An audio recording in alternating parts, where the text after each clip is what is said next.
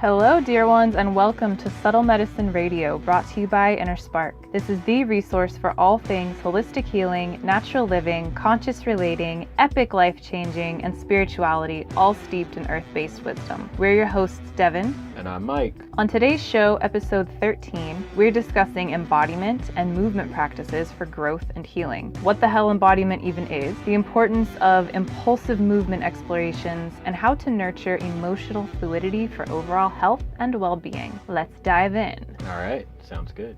All right, so let's get started. Just kind of a basic overview of embodiment and movement and why they matter. In Western culture in particular, we are basically taught to disconnect from the body at a very young age. We value intellect over feeling and sensing, and doing over being. We're also in a culture that is obsessed with how the body looks over how it feels.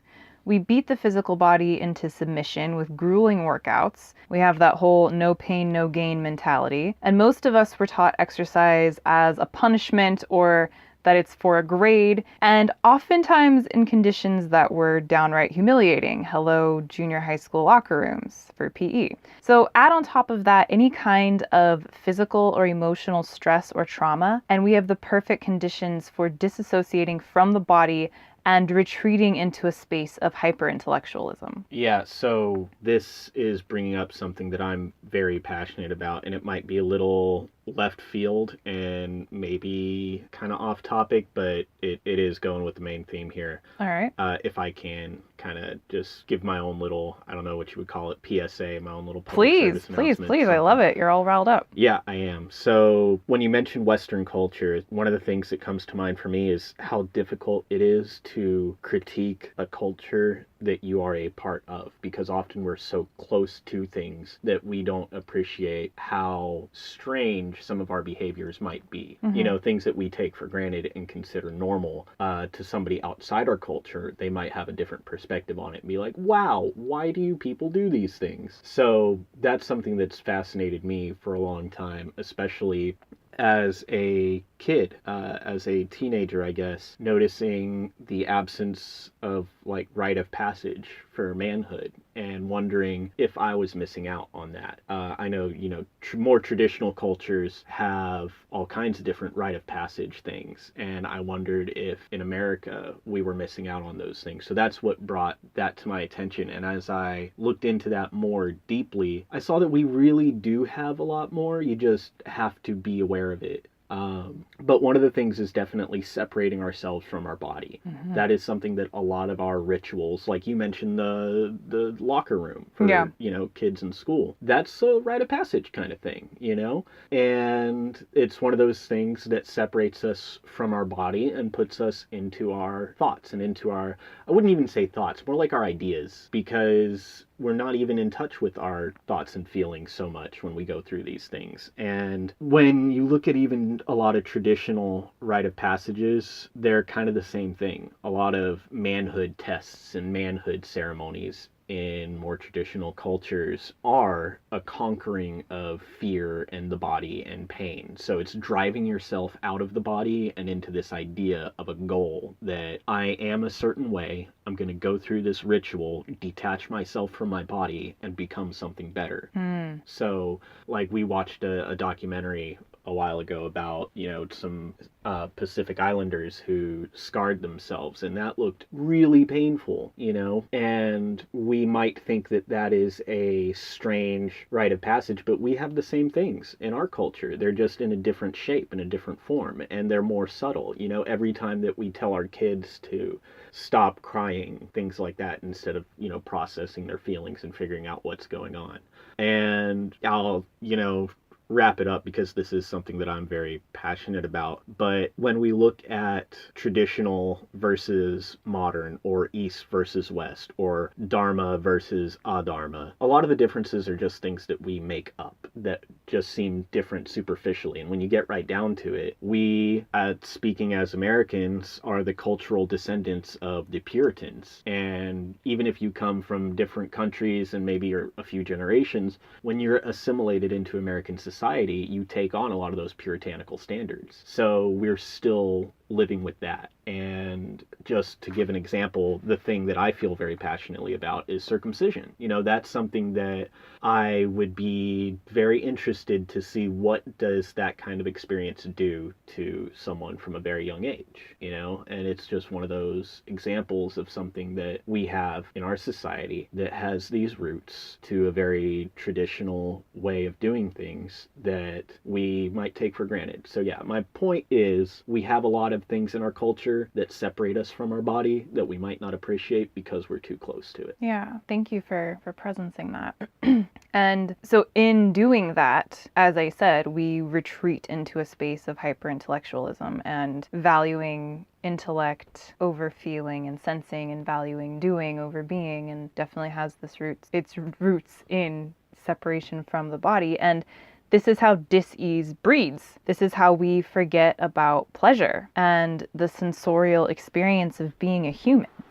This is how we become addicted to quick fixes of pleasure that actually leave us feeling more depleted in the long run. So practicing intentional embodiment and conscious movement is an entryway back into the physical body. The physical body is where truth lives. The mind contains a version of truth, yes, and it can often lead us astray if it's the only piece of us that's leading the show. When the physical body, anchored in its beautiful sensorial abilities and engaging fully with the tangible world, isn't fully online, the poor mind works on overdrive and we get swept up in a disembodied half-truth. So we feel empty and numb and void and insatiably hungry for life all at the same time. And this can lead us to feeling purposeless and lost and helpless. And on the physical level, this is where all physical ailments come from. The subtle creates the gross, and the subtle dysfunctions and misalignments on the emotional, mental, and spiritual levels manifest in the physical body and in our tangible lives. And we've had cues all along, and because we have been priding doing over being and thinking over feeling and not fully inhabiting the physical body, we've missed them. So what is the answer here? Intentional embodiment and conscious movement. The difference between exercise and movement, for example, is subtle yet profound. And I dislike using the word exercise because of the various connotations we have associated with it, and because many of us are exercising for the wrong reasons that are actually putting a wedge further between us and our bodies. Movement, intentional movement, is different. It values feeling and sensing over anything else, and it serves as a bridge among mind, body, and spirit. Movement allows us to become fully embodied, and by fully embodied, I mean noticing your sensorial experience, noticing your bodily needs, feeling your body from the inside out and outside in, observing the subtle interplay between your environment and your physical body, your thoughts and your physical body, and your emotions and your physical body. So using the body as the anchor, translator, and messenger that it is allows us to find more ease and presence. And this can be applied to any type of thing that you might be doing that would traditionally be called exercise. It's really the intentionality behind it and the presence that you're bringing to it. And this really helps us to reconnect to the physical body and to pick up on these cues that we might have been missing when things are out of alignment. Staying close to the body helps us to process those subtle realms that are clogged and blocking us from inhabiting the body and blocking us from being a fully integrated being. And so engaging in embodiment and conscious movement helps emotional fluidity. And when the emotional body is fluid and flowing and we're feeling and processing, that is using our true power. Emotions are energy that must keep moving. However, when we stifle this flow and suppress emotions, the energy becomes stagnant and then lives in our body. Thighs, hips, stomach, and shoulders are some key places that they wind up living. Through practicing intentional embodiment and conscious movement and engaging in this physical body dialogue, we inevitably become better observers of our emotions and allow them to flow as they so desire, because we feel more grounded and safe to allow this natural flow because we are anchored in our physical bodies. So it's like sometimes when we're swept up in emotion, it can feel like we are just kind of adrift at sea and lost and just swept up and And when we're really anchored in the body and feeling like, where does this live? What is happening? And really observing, that energetic flow gets to happen. The emotion keeps going and we're safe. It's like we're on shore. We found a little island that we can retreat to while the storm is passing in the ocean of life. I'm so poetic right now. Okay. When that component is missing, we may fear our emotions or feel ashamed of them and allow them to become suppressed because we are numbed out of the physical harm that they are inflicting. So we just don't even really see what's happening. We're like not totally here. When we're more deeply connected to the physical body, we can feel into the dis-ease and the stagnation that is building. And we feel more grounded and anchored and less like we'll get swept up and away in a fit of strong emotion. This is yet another example of how embodiment serves us as a tool for multi-level healing. So I have a question, if I can just pause you real quick. I was thinking about how, going back to the rite of passage thing, and how I see those rites of passages like a test. When you have conquered your emotions and successfully separated yourself from your body and from your feelings and live completely in your own ideas, then you're an adult. Then you're capable of functioning in society. And I can think about those things in terms of like manhood ceremonies, and the subject of circumcision is something I have very strong opinions about that won't get into here, but all those things are thought of from a boy's perspective. And I was wondering about this terrible irony that I'm just having an insight into right now about girls, and what it must be like to both have to separate yourself from your body and your feelings, and yet also being judged and valued based on your body. How does that relate into what you're talking about? Because there may be people who have been traumatized into separating themselves from their body and have this difficult connection, because if you're telling me to reconnect with my body, and yet I've associated my body with all these body traumas of judgment and shame and things like that, that might sound like something that I don't want to do. Sure. And a lot of us, for a variety of reasons, might feel like we don't want to do this. They're, like you brought up with these kind of puritanical beliefs, it's deeply ingrained in us from such a young age that the body is like shameful. Right? And it's something that needs to be... The flesh is weak. Yeah, and it's something that needs to be like, watched and managed, and control your weight, manage your weight, do this, do that, and kind of, so it's like an ornament versus a vehicle, and also something that is shamed and shameful. And not trusted. And not trusted, right. And then, another reason is if those of us have endured physical or sexual trauma, then yeah, the body doesn't feel safe. Even if it wasn't physical or sexual trauma, just trauma in general in our life, the body and our life, our being here in this existence on earth doesn't feel safe. It doesn't feel like something that we want to do. So these are all further compounding things that pile up that drive us further into this pseudo-safety of hyper-intellectualism, where I'm just gonna like live in my head and be super, super smart. And right. I know personally in my own experience, that has definitely been a defense mechanism for me,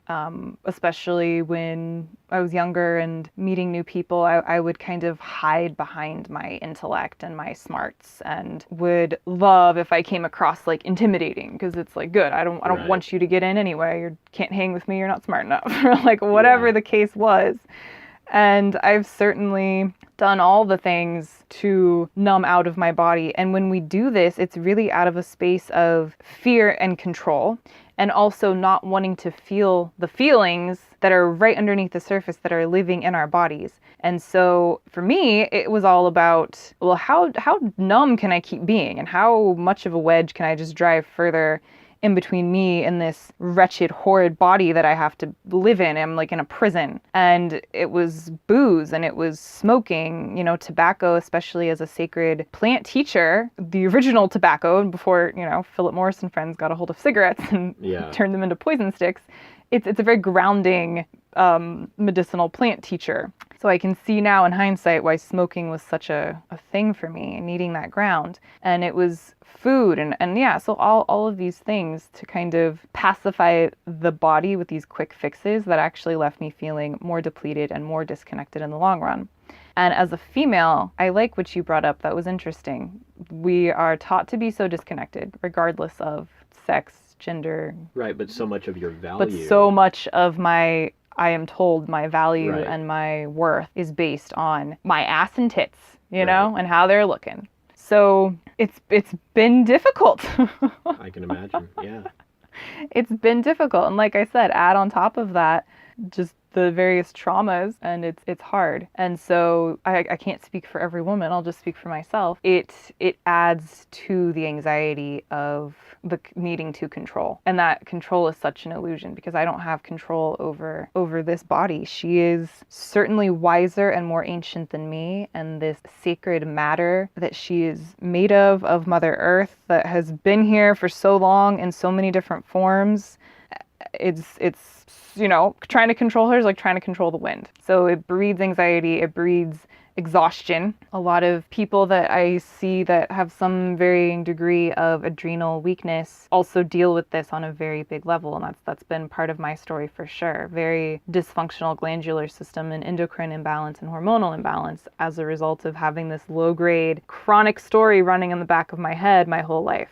So that is something to think about. And I invite you listening to feel into that. Like, where do you feel that? Because I think that it's true for men. We're obsessed with how the body looks. And we're told that this is so much of our worth, yet we're also taught to disconnect. Right. So that little paradox. So yeah, I invite you to feel into that. And where do you notice the effects of this living in your body and in your life?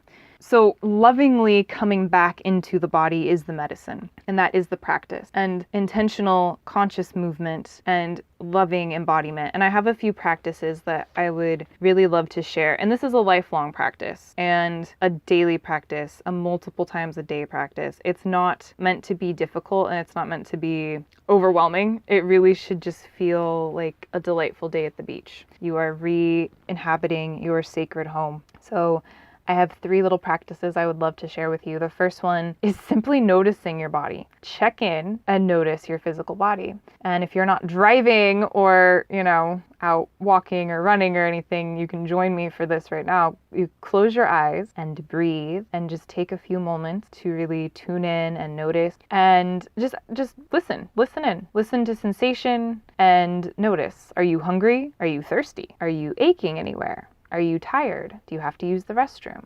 What does your physical body need from you right now? And it's amazing how many of us can't answer that question very confidently or in a kind of, quick way. Like you can answer, what color are your lover's eyes? Can you answer that? Can you answer what does your body need with the same kind of quickness and certainty? So just begin practicing. And this one, use many times a day. Use it. Just notice and tune in. Begin building that relationship back, building that self-trust and that self-confidence. The second one is impulsive movement and your emotions. And again, you will start this one the same way, closing your eyes and checking in and noticing sensations in the body, becoming very clear and present and anchored and grounded. And then notice any emotions that are present for you. And without thinking or judging or criticizing, allow your physical body to simply begin to move in response to this emotion. So you're allowing yourself to follow the impulse to move and stay connected to breath and bodily sensation and feel the emotion arise and move and shift and change and keep moving and following the impulse to move in response to this emotion. One of the things that I had brought up in a previous episode was feeling hungry and not being in touch with my body enough to interpret that sense of hunger. Something that you've mentioned at the dinner table is that, what was it, think about broccoli? If you think about broccoli and you are still like, yeah, I could eat broccoli right now. If you're hungry enough to eat some steamed broccoli, then yes, you are hungry. Okay, because people don't eat steamed broccoli as a comfort food, so... Well, typically, yes. Right. I mean, that's a comfort food for me. I freaking love broccoli. So, right, so my point is that you can have cues like that. You can have questions that you ask yourself to know if you are interpreting a healthy signal right now, such as my body just needs food, or if you're doing something out of comfort. How, maybe when you're talking about exercise as punishment and things like that, and how do we recognize when our physical movements, our exercises, things like that are healthy? Are there any similar cues or self-questions that we can ask? Like, this is something that I've been coming into quite recently, actually, is with running. Like, why am I pushing myself so hard? Why do I want to run 5 miles? Is it a goal? Is it something? Sure, why not? But when I listen to my body, I'm not a competitive athlete. I don't have to push myself so hard. And my body is much happier, and my weight is fine, and I'm not having any negative side effects, and I'm taking it a lot easier in my workouts. But when I do not trust myself and I don't trust my body, then I might be afraid that taking it easy is actually laziness creeping in. And because I have a lifetime of don't trust your body, get an idea about working out, and then follow that idea until you complete it, has nothing to do with my actual physical health or condition. So it's hard for me to go from that kind of a lifetime of programming into a more intuitive sort of feeling into what my body needs. So basically my question is, how do we be less analytical? And do you have any cues or questions that one might ask oneself when trying to figure that out? That's interesting. You want to be less analytical, yet you're looking for ways to analyze. Well, sure. You're looking for the cues and the questions to ask so I can self-analyze. No, I'm giving you a hard time. Yeah. I understand the question, and that's a fabulous question. And that really comes down to knowing ourselves and being in a continual state of self-inquiry and just being fascinated by all levels of yourself and loving all of them and welcoming them all to be part of this inner cast of characters, and knowing your tendencies and really listening to the body. So you and I are opposite in the way that you tend to be a little bit more, I don't want to say lazy, but like you're more kapha. And for anyone listening who understands, Ayurvedic constitutions, if not, that's cool too. Kapha, you're more grounded, you wouldn't mind like sleeping all day long and yummying and cozying. I mean, I've always been the like driven, competitive, fiery one. And so I know my tendency is to push past my body. Whereas Mike's tendency might be to be like, hey man, I'll do it later, I'll do it tomorrow. I will err on the side of laziness, which is why I don't trust myself so much and why I have all these mechanisms built up of, right. I can't listen to myself. It boils down to knowing your tendencies and knowing yourself. And the best way to understand your body is to simply ask him or her what he or she needs. And this practice that I just gave, and this is a perfect segue into the third and final practice, but this practice I just gave where you're moving in response to an emotion, this allows you to know where you are at any given moment on all levels. Physically, emotionally, mentally, and spiritually, and knowing what the body needs in order to process and respond in a manner that is nourishing and fulfilling and really sweeping this energy through you and moving through you. So the more that you practice these things, and you might feel silly as fuck when you first try them. I mean, truly, you might. If this is brand new to you, and you got this inner critic, it might feel silly. It might be like, this is not, what is this? This is stupid. This is whatever it is. And keep leaning into the body. The mind is beautiful. I am not poo-pooing the mind. I love the mind. Love it. And it needs its counterpart. It needs its friend, the body. Period. That's where the magic comes from. So to answer your question, babe, continue just to show up and to ask and to lean in and let the body and the mind communicate, and the emotions and the body and the mind communicate. And that practice that I just gave, and the first one with noticing your body, and this third and final one where you would communicate with a body part. So just to recap, the first one was simply noticing your body, tuning in and asking, what do you need from me right now? Are you hungry? Are you thirsty? Are you aching? Etc. Then it was impulsive movement in your emotion. So tuning into an emotion and letting your body move in response to this emotion and just go for it. And music is great, it has its place, but when you're doing these particular things, it's lovely if you can just do them with your body and your breath, because music can tend to influence our movement. And right now, this is about you reconnecting and not being influenced by outside influences. Inside out, not outside in. Right. All right, so this third one, communicate with a body part. And again, you would begin the same way, closing your eyes, breathing deeply, turning your senses inward, and tuning into physical sensation in your body. And scan your body lovingly and slowly and completely from head to toe and toe to head. Is there an area of the body that feels particularly exceptional in some way at the moment? So maybe this is an area that feels disconnected, in pain, hot, cold, or some other way that grabs your attention. And allow your body to come into a posture that mirrors how this body part feels, and notice it.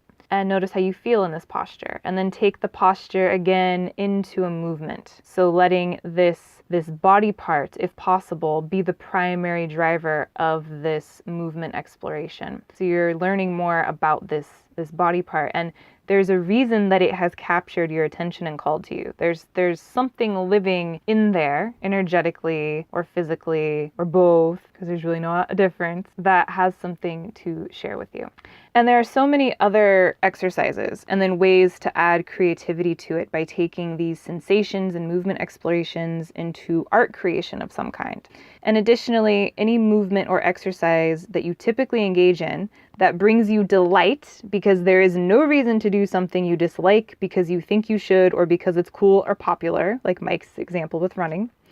Any movement that you love or exercise that you love can be done in a more embodied and intentional way. So it's about being with and understanding and nourishing the needs of your body and noticing sensation and noticing your experiences from the inside out and the outside in. And this can all be done doing exercise, quote unquote, that you love. So seek to move your body in ways that are conscious and intentional and in a co-creative fashion that allow your body's innate wisdom to lead, and ask yourself, what will best serve me? What does my body need today? And I think that is all the time we have left, unless you have anything else to add, babe. I love this topic. I really do. I could keep going and going, and I'm sure we will revisit this again at a later time. No, yeah, I think that's all the time we got, and I certainly look forward to our follow-ups because I know this is going to come up again and again. Totally. Absolutely. And for now, listener, I simply invite you to reconnect to your sacred vessel and be a witness and allow yourself to be more fully integrated.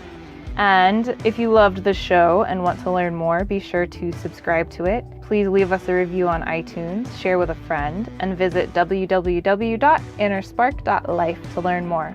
We would love to hear your thoughts or questions, so deepen the conversation with us on social media at InnerSpark Life on Instagram and Facebook. And please catch us next time when we'll discuss what is the mother wound. So much love to you until then.